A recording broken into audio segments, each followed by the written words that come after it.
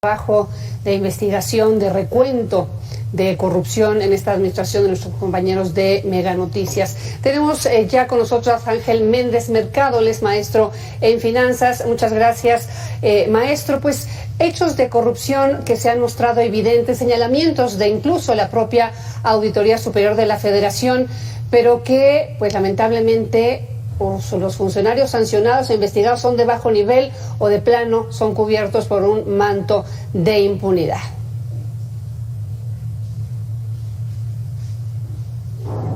Muchas gracias por la confianza. Pues efectivamente seguimos bajo ese manto oscuro de corrupción, ese fantasma que no nos podemos deshacer de él por más esfuerzos que se hagan.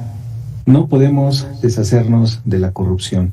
Lamentablemente, un esfuerzo que en espíritu podría considerarse como algo positivo dentro de esta administración, el decomisar, el recuperar bienes con la intención de poderlos vender y canalizar esos recursos a través de programas de salud, de educación, pues se ha visto manchado por esa cuestión de un mal sistema de control interno que permita establecer los mecanismos necesarios para evitar justo este tipo de malversación del manejo de bienes, ¿no? Maestro, entonces, perdón que lo interrumpa, pero aquí sí. yo le preguntaría, ¿de verdad se hacen esfuerzos? Porque podríamos pensar que hay voluntad, que se hacen esfuerzos, pero la verdad es que los casos que se multiplican, que se evidencian en el INDEP, como está usted citando y como vimos ese trabajo especial, el propio sistema de salud con el desmantelamiento que acusaba de corrupción y que causó lo que estamos viviendo de desabasto,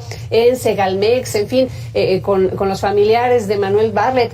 ¿De verdad se hacen esfuerzos? ¿Podemos creer que el gobierno federal está haciendo esfuerzos por combatir la corrupción como lo prometió desde candidato Andrés Manuel López Obrador? Pues no, en realidad no. Al referirme con se hacen esfuerzos, quiero decir que a lo mejor tienen un espíritu inicial de poderse considerar como buenas estrategias o alternativas que puedan beneficiar al pueblo. Al final de cuentas, yo creo que ese es el espíritu final.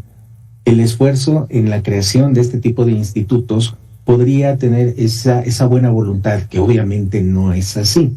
No es así porque, pues, otra vez invertir recursos, meterle dinero bueno al malo, con la intención de poder echar a andar proyectos que lamentablemente no se dan. Esa es la realidad, ¿no? Ese esfuerzo queda a la mitad. Que nos preguntamos entonces en dónde se cae el asunto, porque se crea esto con una narrativa de devolverle al pueblo lo robado, entonces se le da esperanza al pueblo mexicano de que lo robado por a veces, incluso los delincuentes de cuello blanco, se les va a regresar haciendo una especie de justicia respecto a otros gobiernos, y vemos que no. ¿En dónde se caerá el esfuerzo? Me parece que esa será una pregunta importante que está esperando respuestas, maestro. Pero que hay algo que estábamos hace un ratito mencionando, un tema de triangulación de recursos los recursos del gobierno de Chiapas a una cuenta no reconocida, de esa cuenta no reconocida a el gobierno del Estado de México o una cuenta del Estado de México, en fin, un mecanismo, no sé si usted me corrija, que a mí me parece muy similar al mecanismo de la estafa maestra. Pues tiene la misma secuela, va a tener los mismos resultados y vamos a obtener nuevamente los mismos objetivos no cubiertos. Esa triangulación pues ha sido una constante, no nada más en este gobierno, en gobiernos anteriores, en donde pues se hace privilegios a ciertas empresas a través de la malversación de estos recursos, y volvemos otra vez a caer en el problema de la corrupción, la triangulación, de dónde quedó el dinero, cuáles fueron los resultados no obtenidos, y a buscar quién fue el culpable, que pues con el tiempo olvidaremos y no sabremos en realidad qué fue lo que sucedió, a dónde fueron esos recursos, y los culpables pues nunca sabremos, ¿no? Como toda la historia. Sí, a ver, aquí, de acuerdo a la Organización Mexicanos contra la Corrupción y la Impunidad, estas transferencias las hizo el Sistema de Contabilidad y Presupuesto de la Secretaría de Hacienda y Crédito Público. ¿Quién es el responsable de investigar estos hechos? Sabemos que es una investigación de un grupo especialista de periodistas, como es Mexicanos contra la Corrupción. ¿A quién le tocaría hacer la denuncia y a quién la investigación? Bueno, como en toda organización, incluyendo las empresas o cualquier nivel gubernamental, pues debe de existir, o existe más bien, un órgano de supervisión, control y vigilancia, una auditoría que se encargue, que de manera objetiva, que se encargue de hacer el análisis, y si encuentra alguna malversación a los objetivos, pues denunciarlos. Ese es el objetivo. Si nosotros no tenemos un órgano supremo de control a este nivel, pues entonces todos los esfuerzos simplemente serán eso, un esfuerzo, y se quedarán ahí. Yo creo que la auditoría es la encargada de poder pues investigar de manera real, formal, y apoyarse de la investigación que hacen estos organismos para poder denunciar adecuadamente quiénes son las personas o quiénes son los responsables de la malversación de estos recursos. Entonces, sí hay un órgano de supervisión, sí hay un órgano de control, y se llama la auditoría. Si la auditoría no lo hace, entonces pues lamentablemente no vamos a poder avanzar. Claro a mí me vienen a la mente dos cosas. Una, bueno, los señalamientos constantes de la Auditoría Superior de la Federación respecto, bueno, cada vez que se presentan los reportes respecto a pues falta de claridad del destino de los recursos de diferentes instancias, dependencias u organismos gubernamentales, y que finalmente ahí están los señalamientos, pero pues después uno no ve prácticamente que pase aparentemente nada. Y otra cosa que me viene a la mente también es muy al principio de esta administración, cuando el propio presidente atacó al Auditor Superior de la Federación, acusándolo de estar de alguna forma queriendo afectar su gobierno, y que de alguna forma, pues a mí me pareció que ante ello el auditor pues se tranquilizó de alguna forma, o se cayó. El auditor pierde confiabilidad, pierde autoridad y pierde validez si la parte superior simplemente llega y lo regaña y te dice no te metas con esto. Entonces, ¿cuál es realmente su función? ¿No? Entonces, lo tenemos simplemente para demostrar que hay un órgano de auditoría, que podamos tener ahí ese órgano, pero ¿de qué me sirve si le restamos total autoridad y autonomía? Porque entonces, pues los casos de fraude y corrupción van a seguir, aunque la auditoría diga y demuestre, incluso si de la parte de arriba recibe una instrucción o incluso, ¿por qué no, un regaño?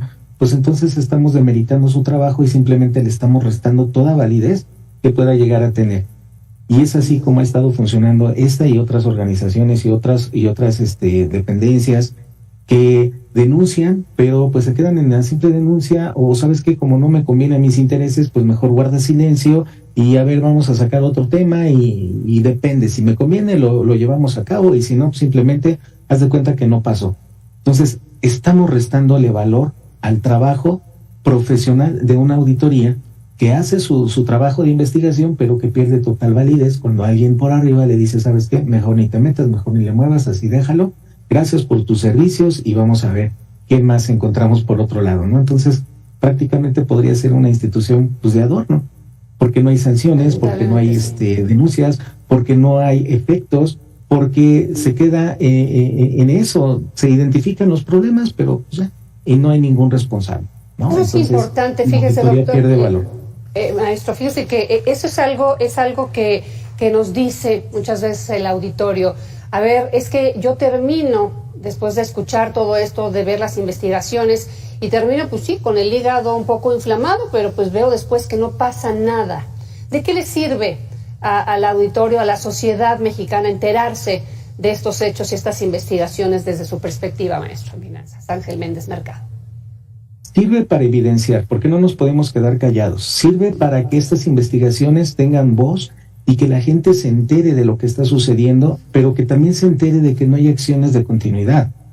De nada me sirve a mí denunciar y que el público se entere de todas estas cosas que están sucediendo, que no se les da continuidad. Entonces, un buen programa de auditoría consiste en detectar, en investigar, en denunciar, pero también hay que darle seguimiento. Y yo creo que ustedes, como medios de comunicación, tienen un papel fundamental en todo esto, porque podría incluso pues dar seguimiento. Oye, ¿qué sucedió?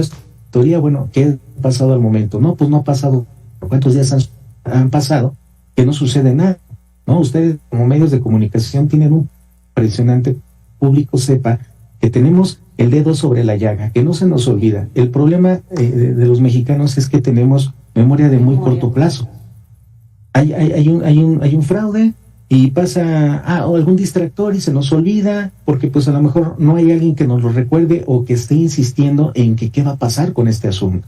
Entonces yo creo que tenemos que darle seguimiento y Sí. pues seguir con este esfuerzo de poder informarle al público de que las cosas se están dando, pero no se les da continuidad. Bueno, vamos a darle Así es. nosotros como público pues continuidad, ¿no? Así es. Pues muchísimas gracias, maestro, por esta entrevista, por participar con nosotros en el análisis del tema del día de hoy, en el tema mega desvíos millonarios. Gracias y buenas noches. Y mire, también a usted, nuestro auditorio, pues tener muy claro que